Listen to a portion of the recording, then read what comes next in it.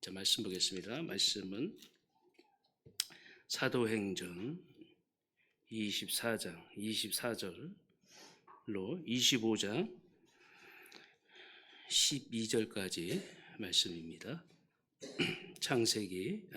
사도행전 24장 24절로 25장 12절 말씀까지.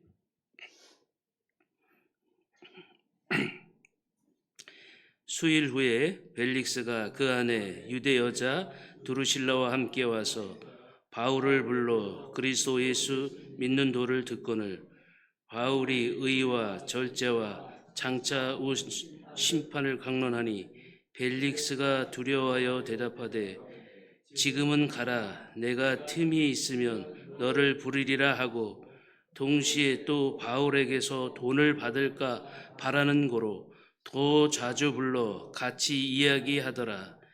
이태가 지난 후 부르기오 베스토가 벨릭스의 소임을 이어받으니 벨릭스가 유대인의 마음을 얻고자 하여 바울을 구류하여 두니라.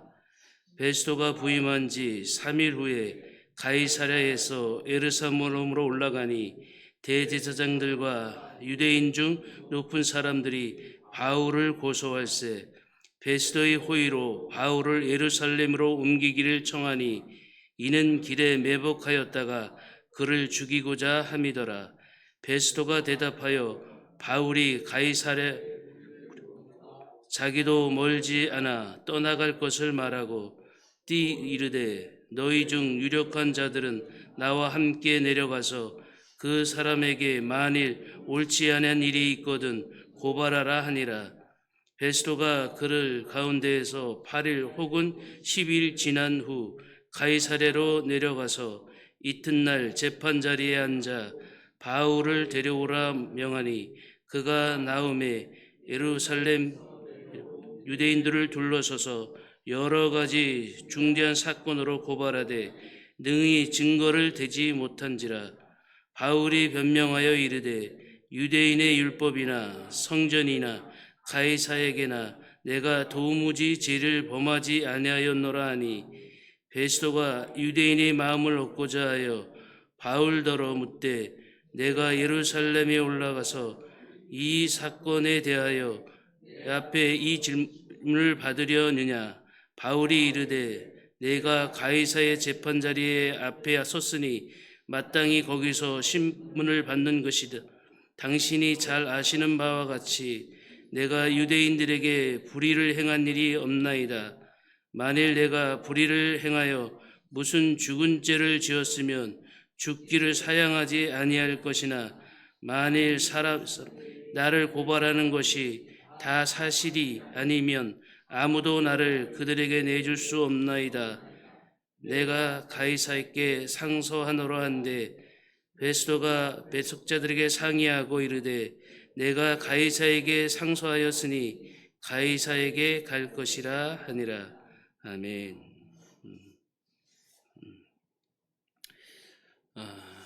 벨릭스가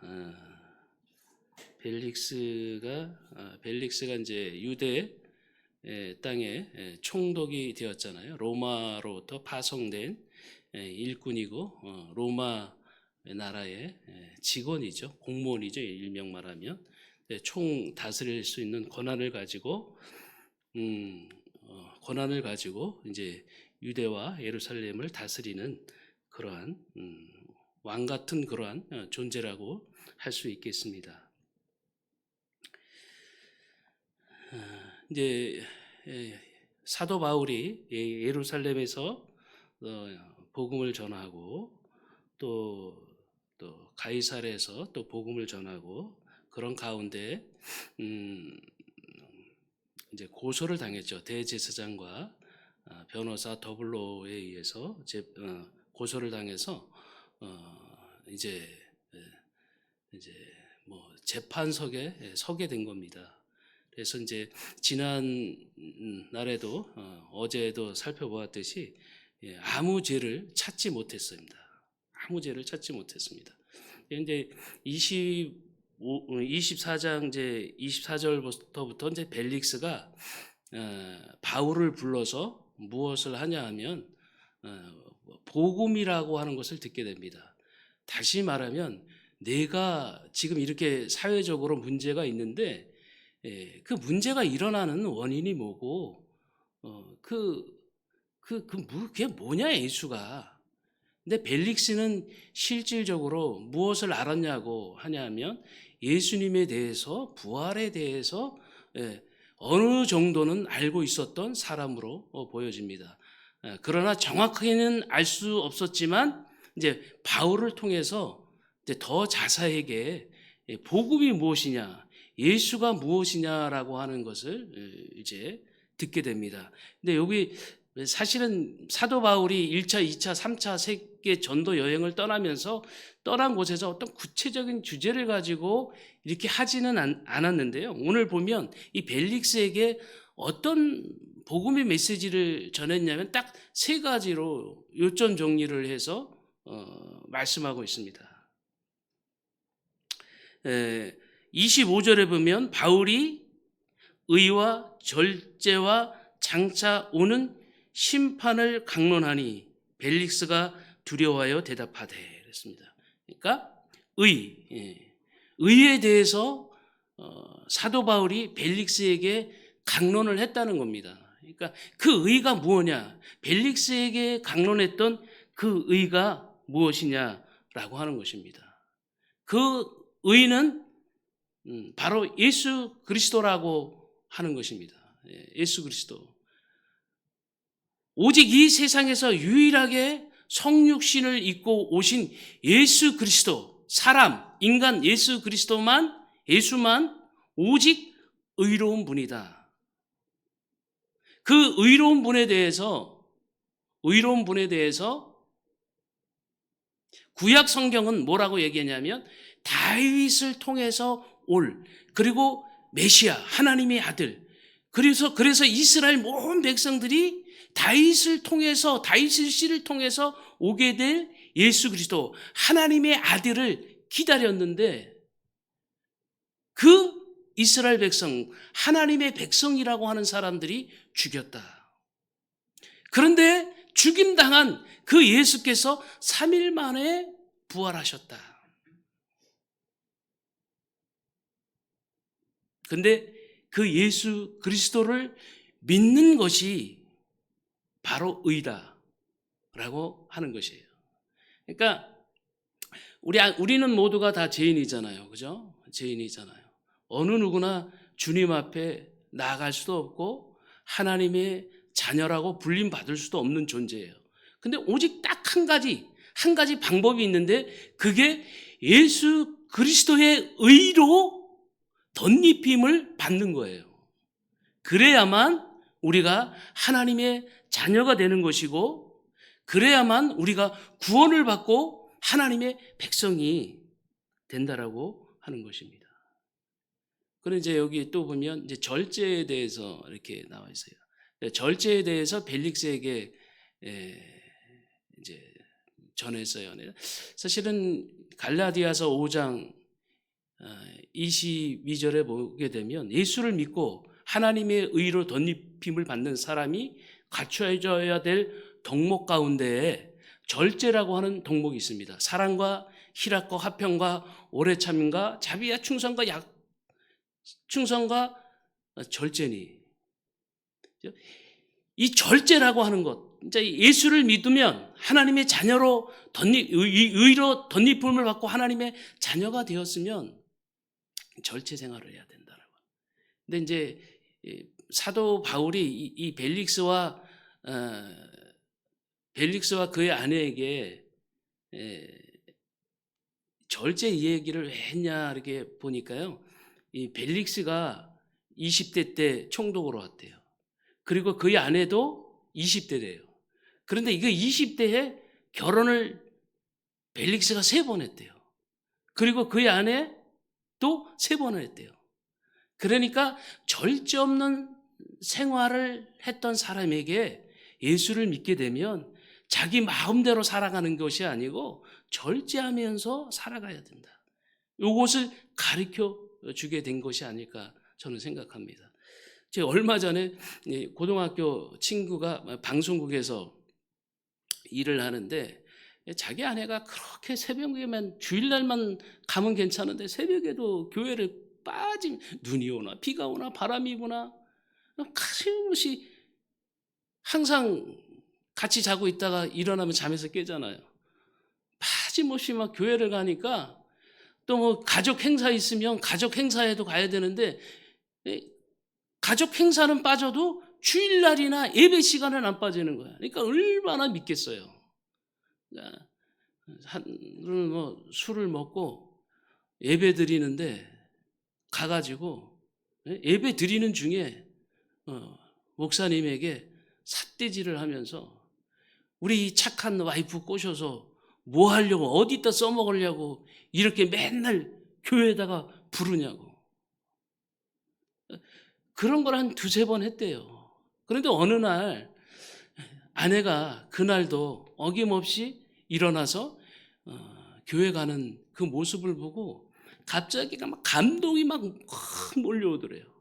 자기 자신을 위해서 새벽마다 기도해주는 그런 아내를 보니까 너무 감동이 되더래요. 그래서 그 다음 주서부터 교회를 나가기 시작했다는 거예요. 그러니까 교인들이 이상한 눈빛으로 바라보는 사람도 있을 수 있고 또 막 아이고 잘 왔다고 왜요? 예? 뭐 매 새벽마다 예배마다 빠지지 않는 그 귀한 남편 비록 예배당에 와가지고 목사님께 삿대질하고 큰 소리 쳤던 분이기도 하지만 또 막 반겨주는 그런 성도들이 있을 거 아니에요. 그러니까 좀 묘하더래요. 그러면서 아내를 따라서 교회를 다니기 시작했고 그렇게 예수를 믿게 됐고 그러면서 직분자의 자리에까지 올라갔는데 근데 제가 이제 선교사고 목사니까 중간에 저한테 바로 다이렉트로 전화를 못하고 이제 중간에 친구 한 명 걸쳐가지고 전화를 했어요. 만나고 싶다고. 어떻게 하면 교회에서 신앙생활 잘하는 거냐. 일단 보니까 술부터 끊어야 되겠다. 그리고 교회의 행사에 빠짐없이 참석하고 목사님이 하자고 하는 것 있으면 성경 말씀이 어긋나는 것 아니면 그냥 무조건 도와드리고 힘쓰고 애쓰면 그게 신앙생활 잘하는 거야. 참 그 친구 살아있는 게 신기해요. 예배 방해하면요 하나님이 가만 안 두시거든요. 바로 징계하셔요. 그 징계 권한이 그냥 사형 선고. 저는 고등학교 때 그런 걸 한번 봐가지고요. 이제 예배를 방해하는 자는 하나님이 그냥 두시지 않더라고요. 한 번은 제가 가르친 제자가 지난번에 한번 한국에 왔을 때 목사 안수를 받았어요. 근데 목사 안수를 받으면은 저한테 전화를 한번 줘야 될 거 아니에요. 바로 일주일 전에 전화해가지고 목사님 제 목사 안수 받습니다. 저는 이제 내일 모레면 몽골 들어가야 되는데 스케줄이 있는데 그러니까 일단은 일은 저질러 놓고 무조건 참석하라는 얘기죠. 그래서 못하고 그냥 갔다가 다시 와서 이제 사당동에서 만나가지고 식사를 하면서 이런저런 얘기를 했어요. 목사님, 제가 이렇게 신앙생활하면서 좀 가장 안타까운 게 우리 아버지가 왜 우리 교회를 떠났어요. 저는 철저히 말을 하지 않았거든요. 근데 몇 번 말할 때마다 몇 번 저한테 질문할 때마다 약간 틀어서 정확하게 얘기 안 해주고 틀어서. 근데 본인이 아버지가 우리 교회를 떠난 것에 대해서 이제 듣잖아요. 근데 그게 듣는 것이 정확한 것이 아님에도 불구하고 그냥 내버려뒀어요. 근데 같이 식사하는데 그 또 질문을 하는 거예요. 그래서 가르쳐줬죠. 우리 집사님들 한 7분이 계시는데 이제 7분을 세웠어요. 그런 이제 뭐 모든 이제 그 행사 뭐 그 주관하고 그러면 우리 집사님들하고 상의하고 그렇게 해서 일을 결정해 갖고 그렇게 교회를 운영하기로 결정을 했어요. 근데 우리 사찰로 오신 분이 정말 일을 잘해요. 교회를 깨끗하게 하고 자기 집처럼 정말 잘해요. 아이, 저기 그냥 월급이라 그러죠. 사례금을 좀 올려드려도 괜찮겠다라고 마음을 갖고 있는데, 내가 마음 먹었다고 해서 내 마음대로 할 수 있는 게 아니잖아요. 이미 우리 집사회에서 결정했기 때문에 회의를 통해서 하자. 근데 그런 생각을 가질 찰나에 우리 7 집사분 중에 한 분이, 야, 우리 누나니까 월급을 더 올려줘야 된다는 거예요. 그래서 내가 전화했어요. 우리 청소하시는 사찰 되신 분께, 저 월급을 그렇게 돈이 그렇게 급하냐 그랬더니, 괜찮아요. 괜찮아요. 다음 주에 결정하셔서 주셔도 괜찮아요.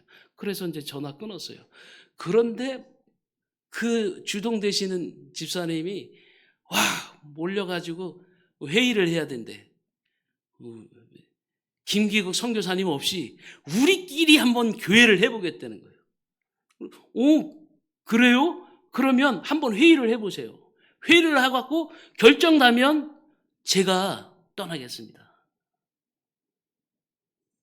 그랬더니 또 중간에 우리 집사님 되시는 분 중에 한 분, 남편분이, 목사님 저도 한번 참석해도 괜찮을 거 참석해 보세요.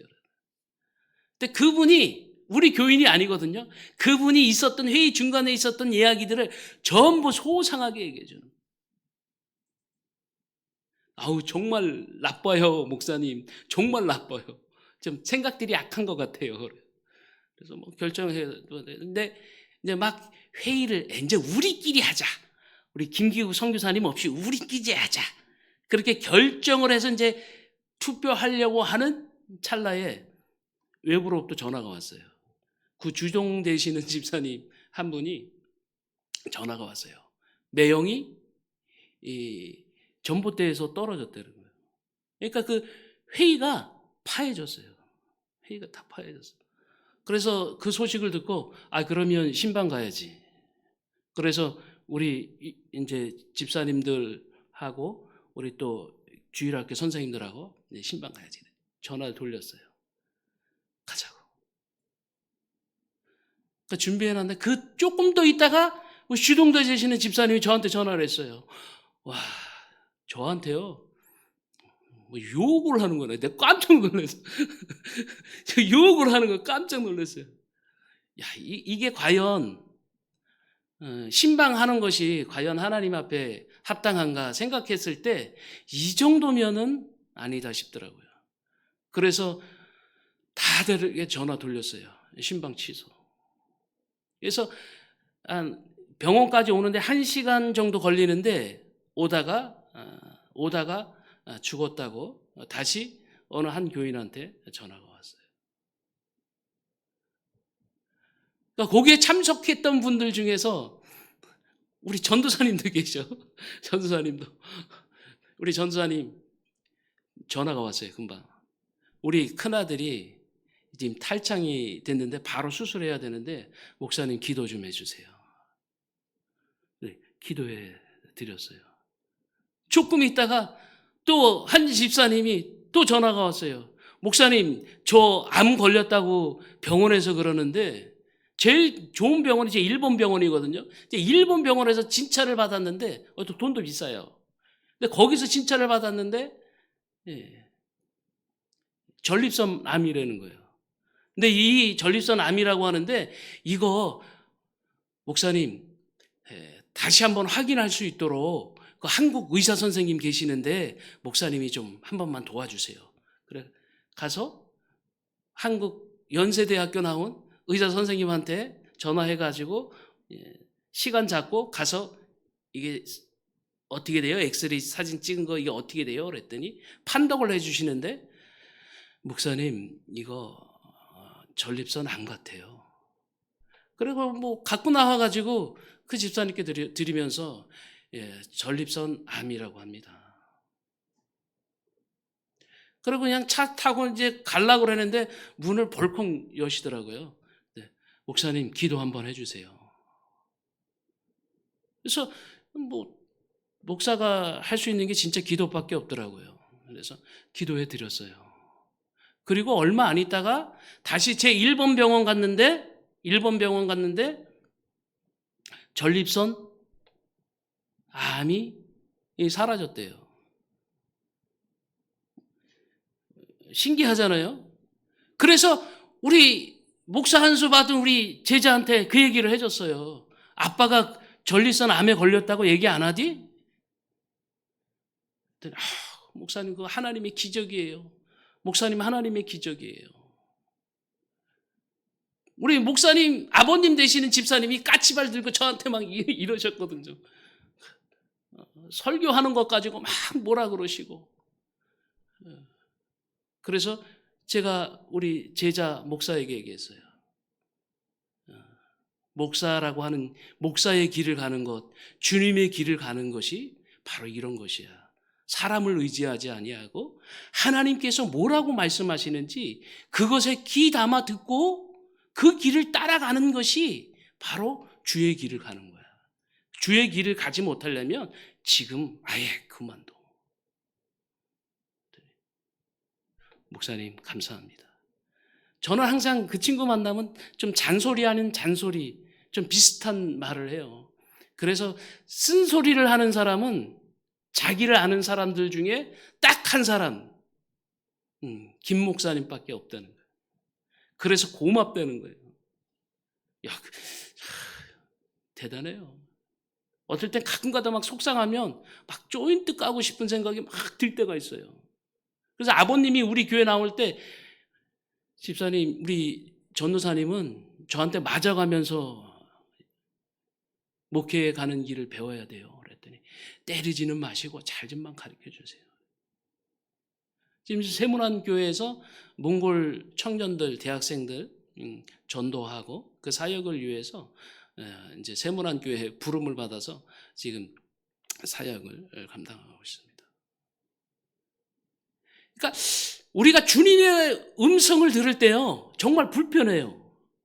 저도 예수를 믿기 시작할 때 고등학교, 초등학교 5학년 때서부터 교회를 다녔지만 예수님은 알고 나서부터는 예수님께서 반드시 하시고자 하는 것이 있어요. 잘못된 인생관, 생각, 가치관들을 바꾸게 하셔요.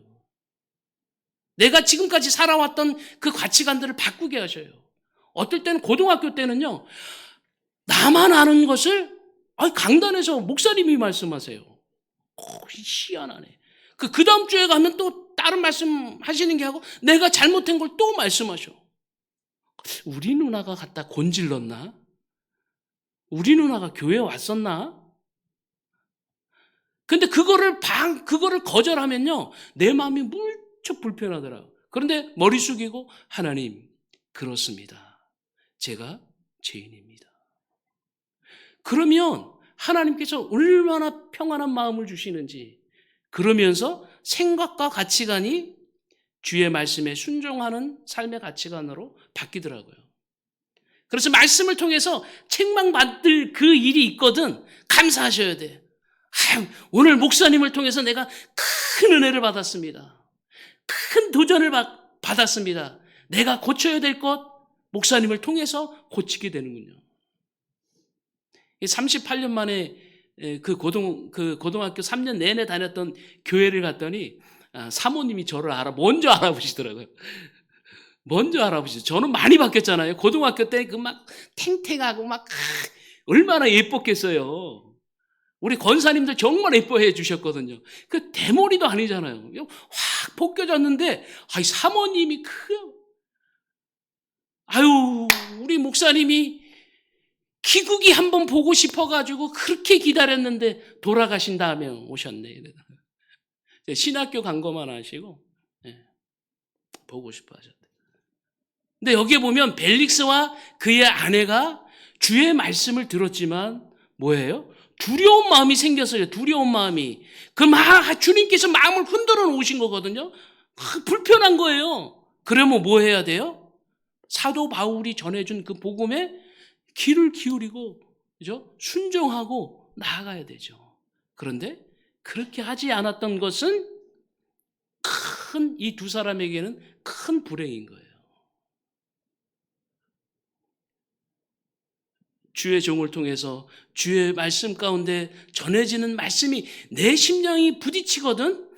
누가 어느 누가 갖다가 목사님께 곤질렀지? 이게 아니고 하나님께서 바로 나에게 복을 주시기 위한 축복의 말씀이다라고 받아들이면 그거는 99.9%가 아니고요. 금 99.9% 가장 비싼데 그것보다 더 정확하게 100%라고 하는 것을 믿고 남 쳐다보지 말고 주님 앞에 바로 주님과 나와 단둘이 쓰면 그것이 하나님의 큰 축복인 줄 믿습니다. 베스도가 정말 추악한 사람이잖아요. 결혼 3번 하고 여자들 결혼 3번 하고 여기 보면 나중에 보면 27절에 보면 죄인한테 어떻게 하면 돈 받아 먹을까? 돈을 줄까 하고 고민하는 것을 보게 됩니다.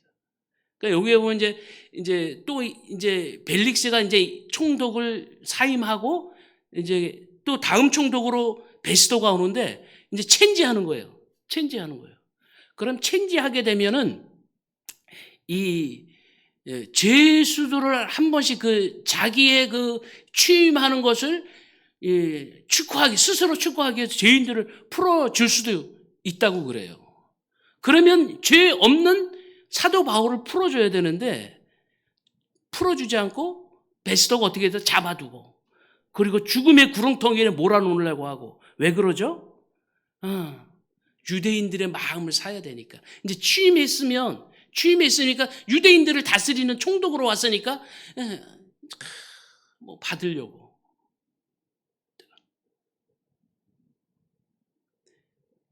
사도 바울의 이 고백이 정말 멋진 것 같아요. 11절 우리 다 같이 한번 말씀을 보겠습니다. 만일 내가 불의를 행하여 무슨 죽을 죄를 지었으면 죽기를 사양하지 아니할 것이나 만일 이 사람들이 나를 고발하는 것이다 다 사실이 아니면 아무도 나를 그들에게 내어줄 수 없나이다. 내가 가이사께 상소하노라 한대. 나를 내어줄 수 없다. 이게 뭐죠? 법의 정신이잖아요. 그리고 뭐라 하죠? 상소한다. 뭘 때문에 상소하는 거죠? 뭐 때문에? 나의 무죄함을 나타나기 위해서 상소하기도 하지만 뭐와 관련되어 있죠? 예수 그리스도의 죽음과 부활에 대해서 관련되어져 있어요. 그러면 상소하면 어디까지 가게 되어 있어요? 로마에까지 가게 되는 거예요. 그럼 로마 법정에 서게 되는 거예요, 사실은. 그러면 이런 이야기들을 통해서 사도 바울의 사건을 통해서 예수 그리스도의 죽음과 부활이 로마에도 공식적으로 전해지게 되는 거예요. 이런 사건을 통해서 사실은 300년 후에 로마가 기독교 국가가 되었죠. 나의 자그마한 신앙 고백이 아무것도 아닌 것 같아도 나를 바꾸고 우리 가족을 바꾸고 전 사회를 바꾸는 그러한 놀라운 나의 신앙 고백이 되어질 줄 믿습니다. 기도하겠습니다.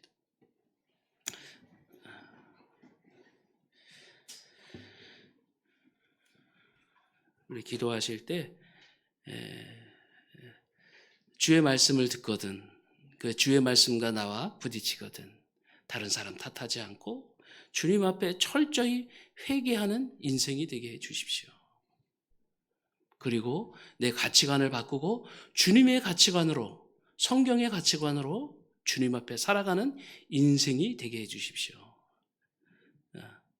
그리고 두 번째는 사도 바울의 고백처럼 우리가 어느 자리에 있든지 간에 내 고백이 어느 상황에 있든지 간에 내 고백이 정확하게 다른 사람들에게 증거되어지고 전해지고 전파되어 줄 수 있도록 그래서 많은 사람들이 나를 통해서 예수 그리스도를 믿는 구원의 복음이 증거될 수 있도록 한번 다 같이 기도하도록 하겠습니다.